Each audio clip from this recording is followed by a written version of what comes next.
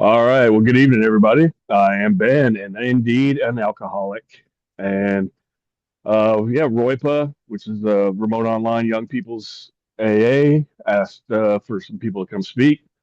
I am online, but I am definitely not a young person by my driver's license, at least anyway. But I figure I started drinking at like age 15, so that's probably when I stopped maturing. So it works out. Um, I was I'm not gonna do the whole autobiography because it's 46 years of it, but I was born and raised in Canada, and I live in Mississippi with my lovely wife and two kids. And look, we just the math that was so nicely done for me. I've got 372 days sober. I was last Wednesday was 4:30 is my birthday. And like I said, I started drinking at probably about 15, 16, something like that, earnestly. I grew up in a house with what I didn't know at the time were two parents who were alcoholics. Um, should have known, but it was just part of it was just kind of the culture up there. Wherever we went, it didn't matter if we were going to, my parents' friends for, whatever, after one of my hockey games or baseball games, just to hang out, there was drinking. Going to my grandparents' house on a Saturday afternoon for cooking out or something like that for dinner or Sunday. My grandfather would wheel out the little cart, and he had all the rums and ryes and whatever else vodka on it, his little mixers. And before you could get your coat off when you walked in the door, or you people up north would know this, when you taking your shoes off, it was, what do you want to drink? And it was just around. Most of the pictures of when I was a kid at Christmas, my mother and her mom and whoever else were, smoking a cigarette, sitting on the couch, and they all had Irish coffees. It was just part of the thing. My dad and I would go golfing. We'd go to the clubhouse after. Um, all the guys would be sitting, they'd have a cocktail at, 10:30, 11 o'clock on a Sunday morning or Saturday morning. Didn't matter. And so it was just very normalized for me. And, I got it both genetically and culturally. It was just part of the way we were. And the funny thing is you talk about the whole nature versus nurture argument. I have a younger sister. She's, what I figured, 20 months younger than me, so about a year and a half. We both grew up in the same household. We both left for college, and this day she's in her 40s now, like me, obviously, and she might have a couple of drinks a year. I used to have a couple of drinks before I finished my first coffee, and so there's it takes to each their own. I mean, it's just we're wired differently within. It doesn't matter, I don't think, where we grew up or what our genealogy says. It's just some of us are wired differently, and I was not a normal drinker. When I was in college, it was a badge of honor. I grew up drinking like Canadian beer, 4 or 5% alcohol. So give me a Bud Light or a Natty Light or whatever. I was drinking them like water, and it was a source of pride. It was like, how much can Ben drink? And I don't know if I ever got rid of that mentality, unfortunately. But got done with school and went out into the working world. Got a job, at 8 to 5 office job. And like I used to see my dad come home, and I don't know if you can see, he would pour 2 fingers of scotch, not two, but two, and that was normal. He would come home, loosen his tie or whatever, and he would pour himself a drink, and he would sit there. He wasn't a mean drunk or anything. He coached my teams. We'd work out in the yard and do stuff. We'd play golf together. But most nights he'd be sitting in his recliner with a whiskey drink. So I followed suit. Monkey see, monkey do. So when I came home from work in my early 20s, I started buying scotch or bourbon or whatever, and I'd have a drink when I got home, and it wasn't bad. It was a drink or two. On the weekends, kind of let out a little bit. Friday happy hours, and then it just kind of kept going. And I, got married, had my son. He's 15 now. Everything just kept going. And my wife would every once in a while, she'd say something, "Oh, you think you're drinking too much?" I was like, "No, no, no." I listened to my dad. He would always say, he's like, boy, you ain't drinking too much. I've spilled more than you'll ever drink. Well, shit, I tried. Um, and it got to the point, I guess it was after my daughter, no, she wasn't born yet. She's 10 now. So it was probably about 10, 11 years ago. I was drinking a liter of vodka a day, just about. Going, switching between liquor stores so they didn't see me on consecutive days. I wouldn't quite finish the whole liter, but I'd have to buy another one the next day. And just sitting here, not doing anything, not doing shit, just sitting at home drinking for no really reason. I wasn't trying to get anywhere. I didn't need an excuse. I'd come up with one. I'd have a drink, be sitting in, I'd be like, you know what? That son of a bitch cut me off this morning. Or I had a great day at work. I deserve this. It was something, but it was retroactive excuses for why I needed a drink. I was, regardless, the day ended in why and the sun came up was pretty much the only reason I needed to have a cocktail. And, I'd go out and we'd go with guys trips and stuff like that. And it was just unbelievable the amount that I would consume because I thought that's just how we rolled. I was far from a normal drinker. And my thing was I always joked, it's like, I don't have a problem drinking. I'm fucking great at it. Well, I was so good that I had to try to retire young. So the vodka trip, I decided to quit. And with my brother-in-law was a physician, and he gave me some prescriptions. I can't remember what they were, and we locked myself in our guest room for like 3 days, detoxing. It was freaking miserable, y'all. Um, I was, shaking, seeing things, sweating, and shivering at the same time. But he was monitoring. My wife would bring me a little bit of vodka. She'd pour me a vodka tonic, every couple hours to just wean me down. Well, that worked great for about 3 months. I went to one AA meeting and listened to them talk, and I said, these guys are losers. I am not like these guys hiding bottles in their cars and golf bags and in their garage and everything. This ain't for me. So I didn't go back. Well, fast forward 3 months, and I'm thinking I've been doing pretty good. I can have a glass of wine with my wife. I don't even like wine that much. I'll have one every at a wedding or something. So I'll have a glass of red wine with my wife. We'll split a bottle. A couple of weeks later, buy two bottles. One to split with her, and then one for me to finish off.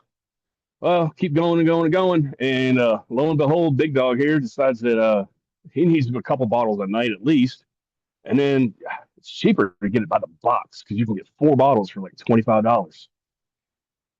So I was drinking a box of wine a day that I didn't even like. I did not like wine. Well, I was wrong. Turns out I really did.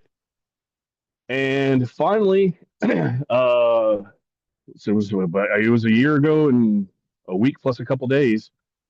I lived in my bottom. Well, I should actually go backtrack a little bit. My dad passed away. It'd be 4 years ago next week. He was my best friend. Talked to him every day. So one day I didn't and couldn't. And I was at work when I found out. And I came home. Liquor store opened at 10. I was drunk by about 2. I went back to work the next day. Didn't grieve at all. Didn't know how. Had no emotional attachment to myself whatsoever. I was like, suck it up and get over it. Rub some dirt on it, walk it off. And so that's what I did. And 3 years, I drank daily, weekends. I'd drink a coffee and then I'd take the same coffee mug and pour some red wine in it and make it look like I was drinking coffee because I was a great actor. I was fooling everybody, especially my wife, who I pledged my devotion to. Lie, manipulate, and gaslight, and all that good shit. Well, finally, after 3 years of setting up camp in my bottom and getting quite comfortable there, I didn't hit a turning point, as they say. We reached a turning point. No, my wife turned and pointed and said, "Get help or get the fuck out. Your flight leaves on Monday morning." So I went and I flew to Nashville, got an Uber that they had set for me, and I went to a little gated vacation for 30 days. That's where I found myself again at 45 years old. I had no idea who the hell I was. I had no idea how to deal with myself emotionally.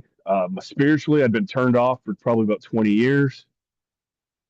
I thought the first three steps were going to be easy because I'd already had an existing relationship with God as my higher power. I just hadn't listened to him like a petulant teenage kid. Figured, dad doesn't know shit. So why am I going to listen? Well, it turns out that this is one thing that even though my dad tried so many hundreds of times to quit, he couldn't beat on his own. The strongest, most prideful man I know could not will himself to quit. I had to quitting and go get help, which I did with rehab and with God as my higher power. And I tuned back in. I unmuted God and I turned the volume up and I was going to listen. I was going to talk again. Thank God I went to treatment. I needed it. It is what saved me. Not everybody's going to. Everyone has their own journey and it starts a different way. I needed to get locked away in that place with a bunch of guys for 30 days. And it was nothing but learning how to relate to people again on a human level. I had not done that. I had quote unquote friends. My family, I was here with my family, but I wasn't present. I was a physical fat lump sitting in my chair. I was not present as a husband, father, earner, anything.